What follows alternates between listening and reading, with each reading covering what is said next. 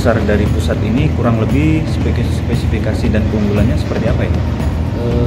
Baik, jadi alutsar yang barusan kami terima ini yang datangnya pada tanggal 26 April ya 2021 ini itu merupakan salah satu alat utama yang diberikan oleh pusat ke kantor SAR Tarakan dengan memiliki spesifikasi dia yang high speed. High speed ini adalah alut transportasi air yang memiliki gerak cepat. Ya, memiliki gerak cepat sehingga kita untuk bisa menjawab respon time. Dengan dia berbahan dasar aluminium dan di samping kiri kanannya terdapat angin sehingga dia memang agak ringan dengan daya dorong mesin horsepower 500 PK.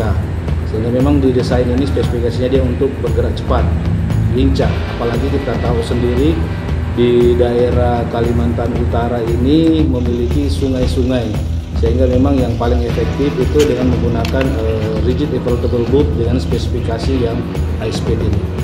Apakah dengan tambahan alut ini Pak, alut di kantor Basarnas Tarakan ini jadi berapa Pak? Jadi dengan adanya penambahan alut 1 unit rigid inflatable boat ini dengan panjang 12 meter, ini alut kami yang ada di kantor SAR Tarakan itu untuk alut air yang berjenis yang sama itu kurang lebih 4 unit. 3 berada di Tarakan dan 1 berada di Nunukan. Di mana di Nunukan dia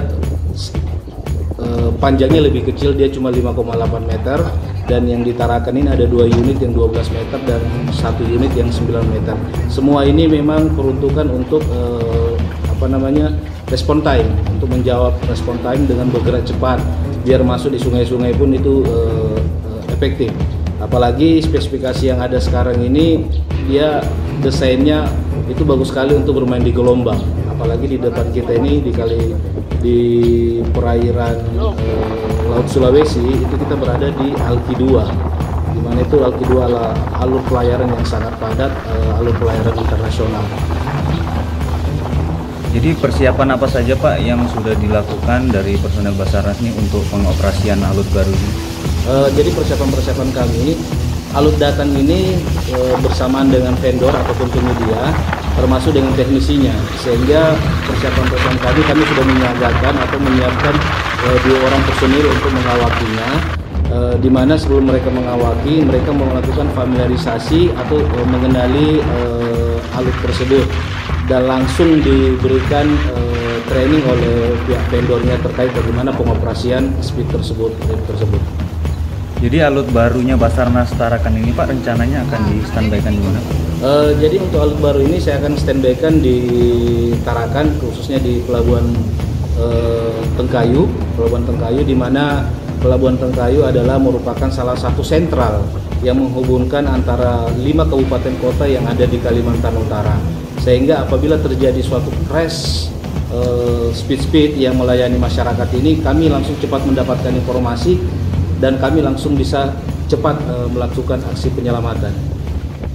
Oke Pak, jadi kalau dilihat dari kondisi di perairan Provinsi Kalimantan Utara ini Pak, kalau untuk dengan alut SAR Basarnas yang dimiliki ini, apakah sudah mumpuni atau masih perlu ada tambahan Pak? Jadi kalau menyangkut masalah tingkat kepuasannya, memang kalau tolak ukur standar itu belum terlalu maksimal ya, karena semua yang alut yang kami standby-kan ini semua orientasinya kepada perairan-perairan yang menyusuri sungai. Sedangkan di depan Kalimantan Utara ini ada perairan Laut Sulawesi, yang dimana di Laut Sulawesi itu dilintasi oleh Alki 2 sebagai salah satu jalur pelayaran internasional yang bisa dikatakan cukup padat juga. Sehingga memang di Kalimantan Utara ini, karena kantor SAR Tarakan ini bukan cuma wilayah kerjanya cuma kota Tarakan, tapi keseluruhan Kalimantan Utara, ya, keseluruhan Kalimantan Utara dan sebagian perairan Laut Sulawesi. Sehingga untuk representatifnya memang harus ada 1 unit kapal KN, kapal negara, yang di-standby-kan di Kalimantan Utara untuk mengantisipasi apabila terjadi suatu crash pelayaran di daerah Laut Sulawesi. Dan alhamdulillah dalam waktu dekat ini pimpinan di pusat setelah kami mengusulkan, kita melakukan persentase, kami dialokasikan 1 unit kapal penyelamat ukuran panjang 40 meter dengan kecepatan maksimum 33 knot. Itu bisa mengcover untuk perairan Laut Sulawesi atau khususnya untuk daerah Alki 2. Dan kru kapal kami sudah berangkat ke Batam melakukan familiarisasi di Batam, dan insya Allah kalau tidak ada halangan awal Juni kapal itu sudah tiba di Tarakan. Jika masih perlu adanya tambahan alut Pak, apa saja kira-kira Pak alut yang diperlukan untuk ke depan? Jadi untuk alut-alut ya, memang kalau alut ya kami katakan dengan adanya kapal nanti itu sudah cukup memadai lah untuk mengcover untuk wilayah Kalimantan Utara. Hanya memang ada beberapa peralatan ya, bukan alut ya, tapi peralatan yang kami butuhkan seperti peralatan-peralatan ekstrikasi, peralatan-peralatan night vision untuk melihat di waktu malam. Karena operasi SAR ini kita tidak menentu waktu, mau malam hari, mau subuh hari. Apabila ada suatu crash, kami harus siap, di mana anggota kami ini selalu siaga 24 jam. Sehingga dengan adanya kamera night vision ini, kami pun malam-malam pun kami bisa nyusur sungai dilengkapi dengan kamera night vision ini. Apalagi di daerah Kalimantan Utara ini banyak di daerah-daerah pertambangan, sehingga peralatan yang kami butuhkan, yang sangat-sangat kami butuhkan ini adalah seperti peralatan confined space, yaitu peralatan-peralatan di tempat sempit ya, peralatan di tempat sempit seperti kayak terowongan-terowongan.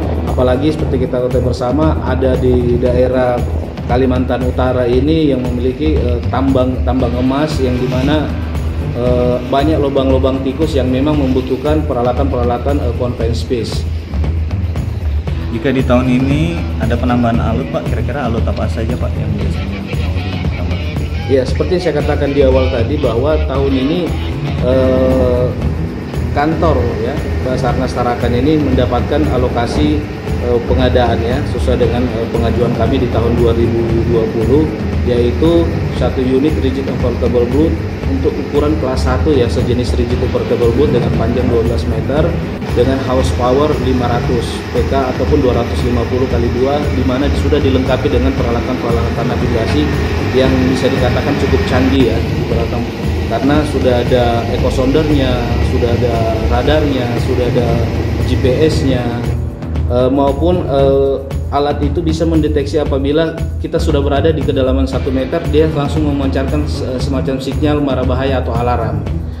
Terus seperti saya katakan tadi juga, di tahun ini kami ada mendapatkan 1 unit alat utama ya, kapal penyelamat dengan ukuran panjang 40 meter ya, dengan horsepower mesinnya itu 4.200, di mana satu engine itu dia menggunakan engine MAN ya, dengan horsepower satu engine itu 1.400 dengan full digital, dan dilengkapi dengan peralatan-peralatan navigasi yang bisa dikatakan sudah terlalu lumayan canggih untuk mendeteksi kapal-kapal yang melakukan pelayaran itu dengan adanya ECDIS-nya, sudah dengan adanya AIS Automatic Identification System, apalagi dengan adanya GPS tracking untuk dengan marine traffic, bisa memantau kapal-kapal yang melakukan aktivitas di perairan Kalimantan Utara. Ya Pak, yang terakhir Pak, dengan datangnya tambahan alut ini, mungkin harapan Bapak untuk kinerja kantor SAR Tarakan bagaimana? Baik, dengan adanya penambahan alut ataupun perhatian dari pimpinan kami di Basarnas Pusat, kami akan lebih meningkatkan kinerja kerja kami ya, terkait terhadap pelayanan jasa SAR kepada masyarakat Kalimantan Utara pada umumnya. Dengan adanya penambahan alut ini, kami lebih bisa mengcover ya, sebagian perairan-perairan yang ada di Kalimantan Utara maupun di daratan.